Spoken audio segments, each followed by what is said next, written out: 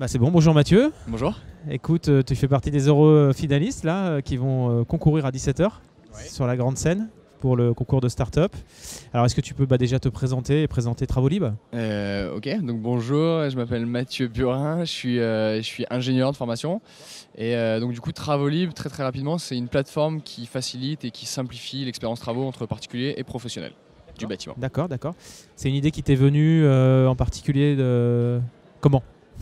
Alors nous on est parti du constat que quand vous avez besoin de faire des travaux, vous savez jamais combien ça vous coûte, vous savez pas à qui vous adresser et on peut avoir l'impression qu'on va se faire avoir parce que c'est un monde d'experts.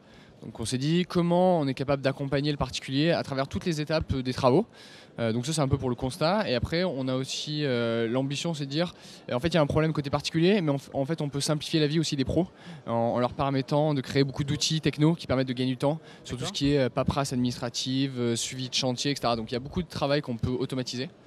Et donc le but c'est comment on crée une plateforme qui fait le lien entre les deux et qui crée de la valeur pour tout le monde. C'est un peu sur toute la chaîne alors du coup, ouais, exactement. C'est pas que au moment des travaux, un peu un rôle d'entreprise générale, c'est pas que ça quoi. Alors on n'est pas entreprise générale parce que nous on n'est qu'une plateforme, oui. Mais en fait le but c'est qu'on soit quasiment capable de déléguer, d'industrialiser le suivi de chantier sans qu'on soit sur le chantier. Ouais d'accord. Donc à chacune des étapes il y a des points qui sont importants. Ce que fait une entreprise générale dans la vraie vie, oui, de manière dématérialisée. Voilà exactement, en fait on a les points qui peuvent être bloquants à chacune des étapes et après du coup le but c'est de dire ok quels outils, quels besoins, quel papier vous avez besoin de créer pour que ça se passe bien. Et après, on reste, l'entrepreneur est sur chantier pour faire le travail. Il y a la vision de nous, on est la grosse boîte, la grosse structure qui commercialisons et rendons industriel tout le côté légal.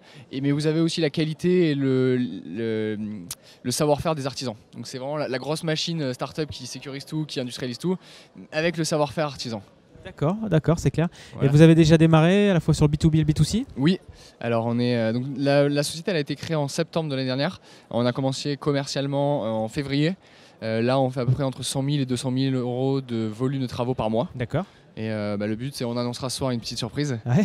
Mais il y a des trucs qui sont sympas à venir. Chouette. C'est un secteur effectivement sur lequel je pense que vous apportez un vrai plus, une vraie gain de temps, de simplification.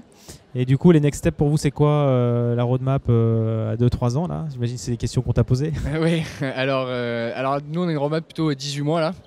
Donc assez rapidement, c'est être capable d'ouvrir des villes, donc d'aller conquérir la France sur une partie opérationnelle, tout ce qu'on a déployé, tout ce qu'on a créé, aller l'ouvrir. Commencer en termes de marketing à calculer, donc plus techniquement, à calculer tout ce qui est coût d'acquisition B2B, B2C. Pour savoir où on en est. Et après du coup il y a aussi structurer l'équipe pour être capable de grossir. Là on est 5 en full time, on a 3 prestataires avec lesquels on bosse et l'année prochaine on sera une quinzaine. D'accord. Okay. Plus tous les entrepreneurs, à peu près 200 avec lesquels on sera l'année prochaine, fin d'année. Je vois à peu près en gros ce qui a dû plaire au jury à la fois sur le marché et la façon dont vous l'exécutez. Okay. Alors par contre tu as dû te préparer et entendre des objections, des doutes et quels ont été les points peut-être un peu moins clairs? Sur les questions du jury, ouais. Alors une grande question, c'était comment on apporte cette transparence.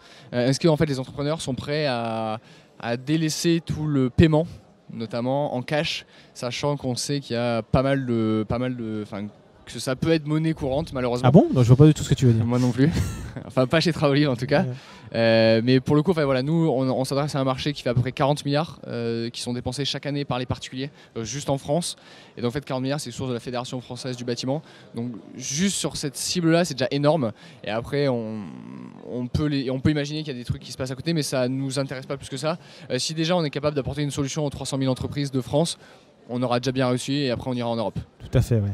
Est-ce que justement les questions du jury, on n'aura pas le temps de toutes les balayer, mais elles t'ont aidé toi c'est ton premier concours startup ou pas? Est-ce qu'elles t'ont apporté des éclairages que tu n'avais pas forcément eu? Alors, toute question est bonne à prendre et tout feedback est bon à prendre, donc ça c'est toujours intéressant. Après on est en phase de levée. Donc du coup on a beaucoup de questions qui déjà bien challengé quoi. Ouais voilà c'est ça exactement, on est assez avancé en levée donc on a plein de questions qui reviennent donc c'est de toute façon hyper intéressant. Chacun après va avoir son point de vue. Il y a des sujets qui pour nous on a prouvé par la pratique que c'était pas très intéressant et finalement faut le remontrer auprès des fonds. Ouais. Il y a des sujets pour le particulier qui vont faire plus peur que d'autres. Ouais. Et donc après c'est juste balayer et mettre choisir la bonne réponse en fonction des éléments, mais on a à peu près on a beaucoup de réponses. Maintenant il faut qu'on exécute et on a encore plein de choses à faire. C'est clair. Et si on revient plus à Blend, alors tu m'as dit que c'était la première fois que tu es venu. Est-ce que tu as eu le temps de faire 2-3 conférences ou... C'est un peu la course. J'ai fait celui d'hier qui était très bien, qui était sur la bulle d'internet, celui à 18h. Ouais, bien. qui était assez cash. Et, alors nous on aime bien chez Travelib les trucs qui sont cash et transparents.